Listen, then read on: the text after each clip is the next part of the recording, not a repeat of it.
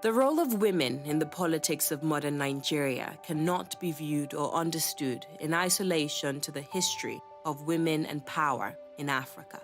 From the Amazon female warriors of the Dahomey Kingdom, Queen Yenaga of Mali, Queen Amina of Hausa land, to the powerful Queen Idia of ancient Benin, Africa had always held a place of reverence and importance to her women when it concerns leadership and power. And in return, these great women poured the best of their gifts, wisdom, and ability to the growth and defense of the vast African nations. We'll be happy to see all marginalized and disadvantaged segments of society participate fully in the processes. Women have got what it takes to lead. If you build a woman, you are building a nation. Nigeria women, we get it there all across the nations, all around the world. Women are longing to be free, no longer in the shadows, caused to stay behind, but side by side in true equality. So sing a song for women everywhere.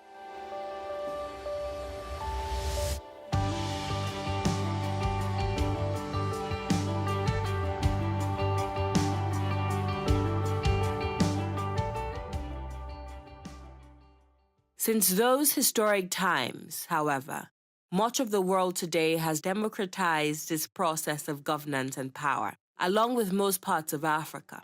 But has this new dispensation of political practice in Africa allowed women the same unfettered access to positions of authority and influence, enabling them to make the same dynamic impact they did during our early years as a nation?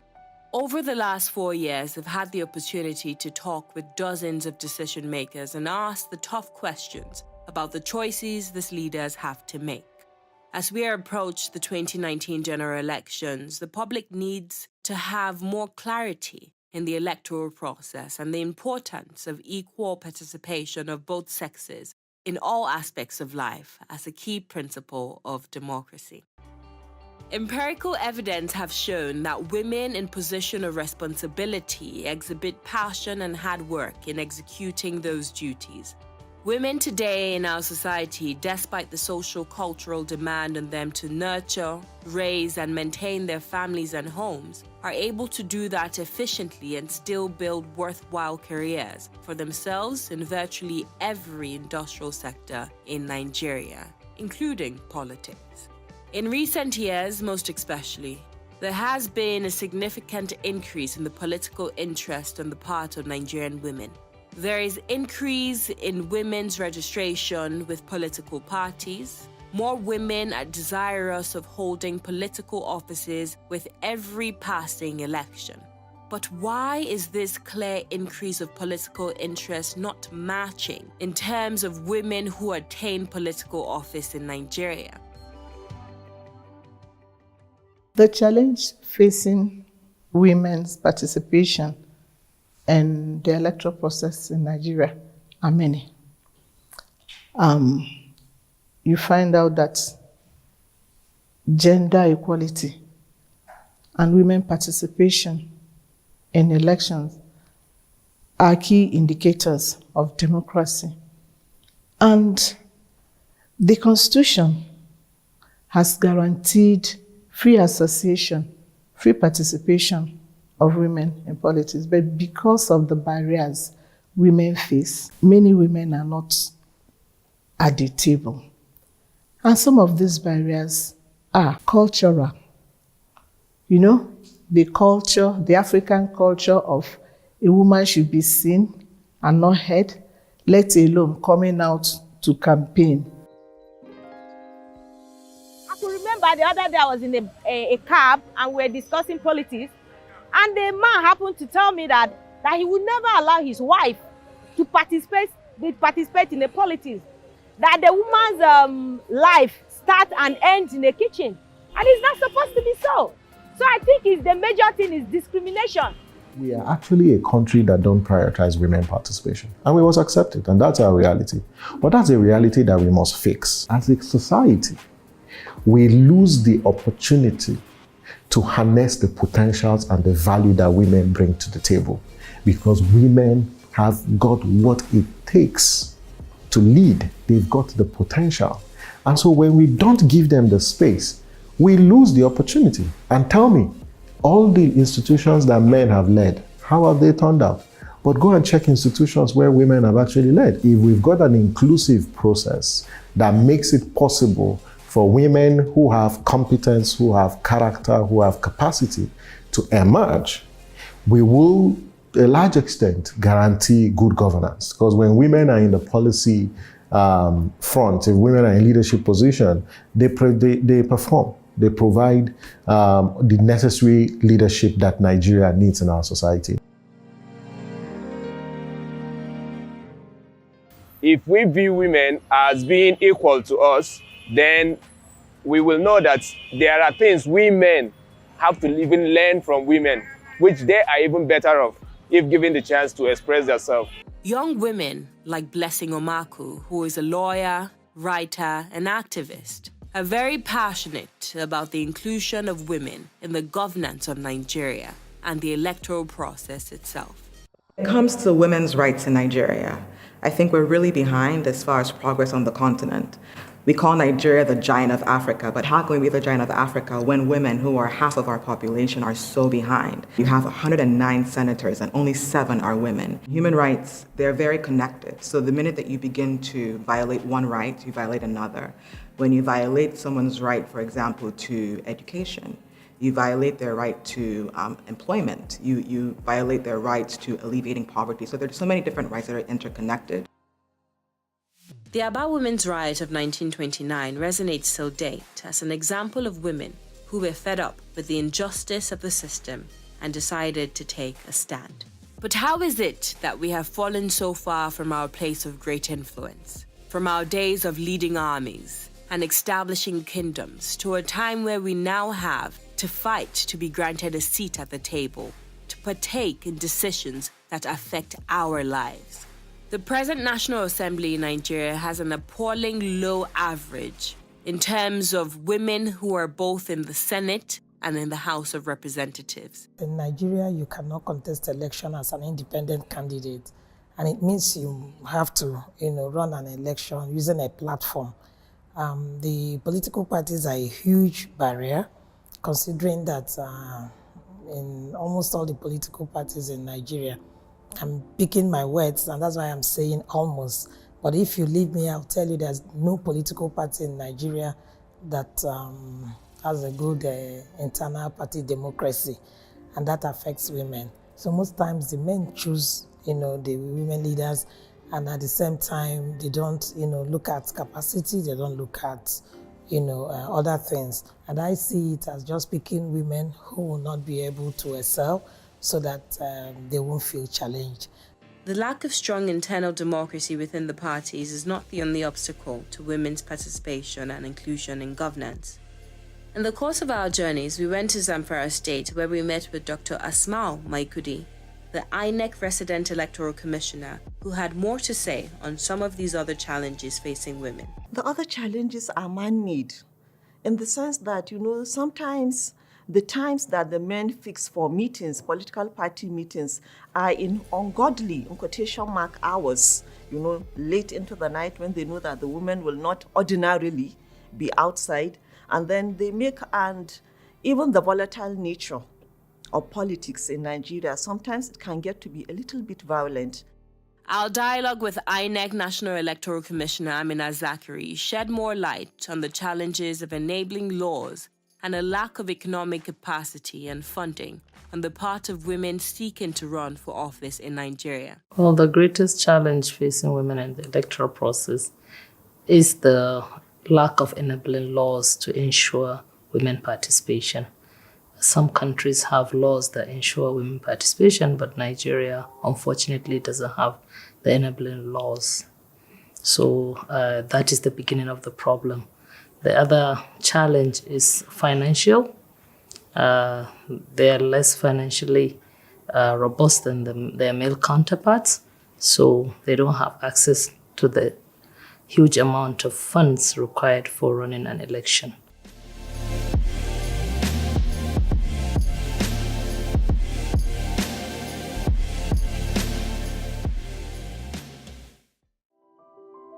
The rays of hope continue to fill the horizon as a new generation of young women today are rising up to take the challenge of not only participating in politics, but also pioneering the cause of electoral reforms in Nigeria. Among them is Aisha Osori, author of Love Does Not Win Elections. Despite the poor internet connection, she managed to coherently share with us her experience, her hopes, and aspirations for the future of the electoral process in Nigeria. Being at the forefront for electoral reform, there's so much to do in terms of electoral reform. So for me, women who want to be in politics, like Remi Shonaya for the long term, like maybe Obi Ezekwesili, I'm hoping she's going to be in politics for the long term. Post-2019, focus on electoral reform. Be the loudest voices in the room demanding for electoral reform. Being very specific about the changes that we need to see. To just open up that space. The truth is, as long as those who rig elections know that they maintain that power, they're always going to feel dismissive of those of us who are trying to get in to do good. That's one hand. On the other hand, I've seen many people, supposedly good people, decent people, who when they win, they find that their hands are tied. More young women are waking up to this cause and defying the odds to ensure that their voices are heard and their opinions are taken seriously in regards to governance and policy making. If democracy is what we have adopted as our own form of governance, then everybody should get involved in politics, because that's the only platform that we can change whatever we want to change about Nigeria.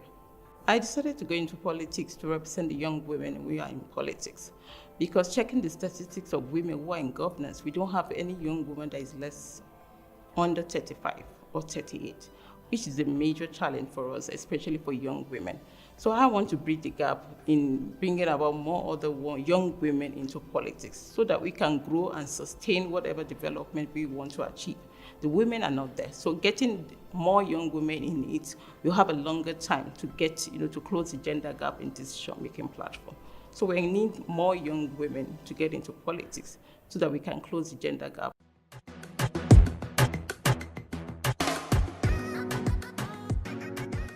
Music artist and icon Waje, whose work in music continues to enrich the lives of many Nigerians today, has been working closely with the Electoral Commission to sensitize the young generation on the importance of women's participation in politics. You worked with INEC to go around campuses. Yes, for young people. And the whole idea was to sort of get them involved in the electoral process, because it's not just women who think this is a man's job. Young people also feel that, let our leaders, they do it like this. They forget that we are the ones who are leaders of our country. For women to say, that's a man's job, it just means that you wake up in the morning and you're letting someone decide for you how you're going to live. The cause of women's participation in politics today is one that has to be fought for across board, in unity and in collaboration with various people from all walks of life, including actors, musicians, and influencers, using every possible platform available to us. Equality is the future, and we leave no one behind. We can no longer watch in silence. The time to take action is now. The advancement of women's participation in politics and in the electoral process as a whole must be inclusive of persons with disabilities. I had the privilege of speaking with some incredible women who have dedicated their lives to making sure women with disabilities are not left behind. Let me even start by commending INEC for putting in place a framework that will address the barriers that people with disability face in political participation, and it's called the INEC Framework on Access and Participation for Persons with Disability. Well, gender and disability are very, very quite related, as it were, but I hope the women's movement will begin to understand that very soon. Look at the two issues. They are very, very related. They all have the deep root of discrimination, marginalization, societal perception. So there's a common denominator between gender and disability. One of our greatest strengths as women in modern Nigeria is education. When we get educated and in turn educate our girls, we are empowering them with the boldness to desire a seat at the table of governance and the competence to know exactly how to get there. But lack of education is still posing a massive challenge for women in various regions of the country. Women constitute a larger percentage of the illiterate group in Nigeria. This would also be attributed to the prevalent cultural perception that in most families, parents prefer to send their sons to school instead of their daughters. But Pastor Moses Michaels is one of the increasing open-minded husbands and fathers who are beginning to share our strong conviction that education is for both sexes. We spoke to him during our trip to Lagos State. Any woman can be anything they want to be. I, as a pastor, a modern-day pastor, a young pastor, I have 4 daughters. I will hate for anyone to tell my daughters they can't be anything just because they are women. One of them is trained to be a footballer, a professional footballer. I won't stop her. But the one next to her is a girly girl. She loves everything in pink. She wants to make up her face. I won't stop her. As a parent, my job is to create the environment for these kids to thrive. As a nation, our job is to create an environment for all our women to prosper. Can the game of politics in Nigeria truly be changed? Can it evolve to a stage where support, competence, and capacity play a bigger role in the electoral process than money? Can we institute laws that will regulate the fairness of the campaign process and accommodate the current socio-economic capacity of women? And in so doing, grant women the much-needed advantage to take their place in the political landscape of Nigeria. Women themselves place a limitation on themselves because of their gender, and they feel like there are so many positions they cannot occupy because they are women. And men too feel like that women do not have that capacity to do as much as men can in a country like Nigeria. They just feel like Nigeria is too big. There are some positions that are just too big and a woman can't handle that. In Africa, patriarchy reigns. But the good news is that some countries are moving beyond this now. In the last 20 years, there's been this trend where women have increased in the parliaments. And out of the top 10 countries, it's good to hear that we have 4 sub-Saharan African countries. In them, Seychelles, South Africa, Senegal, and of course, Rwanda. And we've had female presidents in Africa. We have Ellen Sirleaf Johnson. We have Joyce Banda of Malawi. And we should look at what did they do? What are we not doing right? Interrogate that question. We need to re-strategize. How can women stay inspired in the face of these challenges? How do we keep faith until we reclaim our place of influence in our society? It will certainly demand more will, more courage from us to keep pushing for our rights to be heard. But that is not our only option.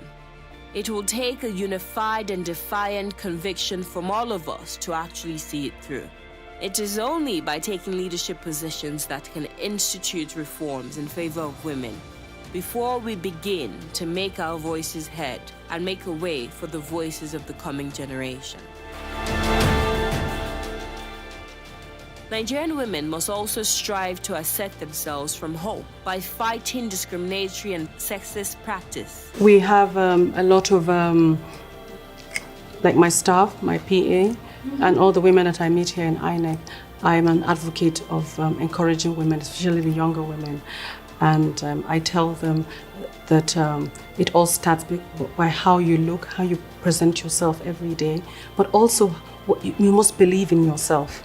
Because we live in a society where the world that we live in, it's so easy to lose confidence in yourself. But when you believe in yourself and you're happy with who you are, there's nothing you can't achieve. Most important benefit of women participation in politics is that she finds her voice. Her voice is not just for her. Her voice is for her community. I work with youth, I work with children, I work with moms I work with the elite, I work with the grassroots, any woman, whether at local or global reference, whether Nigerian.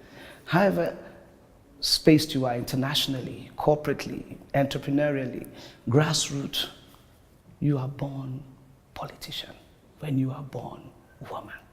Nigeria women, we get there all across the nations, all around the world. Women are longing to be free, no longer in the shadows, caused to stay behind, but side by side in true equality. So sing a song for women everywhere.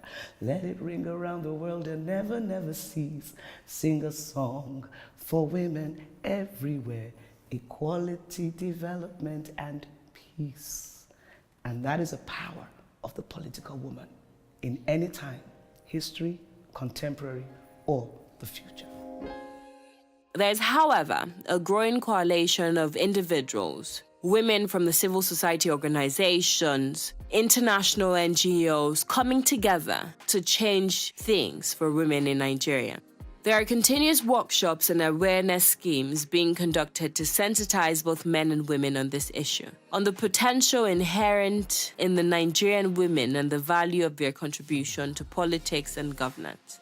Most importantly, to the fact that our democracy will continue to be incomplete until the voice of everyone, especially that of women, is made to matter in our politics and electoral process. It is in your interest to have more women on board, because at the end of the day, the generality of the people will benefit, your sons will benefit, your children will benefit, the nation will benefit. If you build a woman, you are building a nation. Democracy has come to stay. Globally, the only way you can aspire to a political position is through democratic process. And women are a sizable number of every population of a country in the world. It cannot be denied that women are a great asset to any nation, and there is much to be gained from our participation in governance. The likes of women like Amina J. Mohammed, Ngozi Okonjo-Iweala, the late Professor Dora Akunyili, and many more who have proven themselves beyond doubt that Nigerian women have the capacity not only to lead in today's contemporary Nigeria, just as we did in the years past, but to understand the challenges facing us as a nation and prefer intelligent solutions to them. Nigeria boasts of over 94 million women. We are more than enough to change the course of our own history. When we decide to exercise our rights to vote and to participate in politics regardless of the odds, we begin to change Nigeria. On the resilience of womanhood, the great poet Lucia Perillo once said, "Women who sleep on stones but do not sleep. They see the moving stars, the dark of night which passes by, the sun that rises at break of dawn. When morning comes, they are scared and sore in every place, yet they are glad for the pain and ready to begin it all over again." Such is the strength of our resolve, to stand against all odds until we are heard, until we become, until we can once again transform our nation, Nigeria.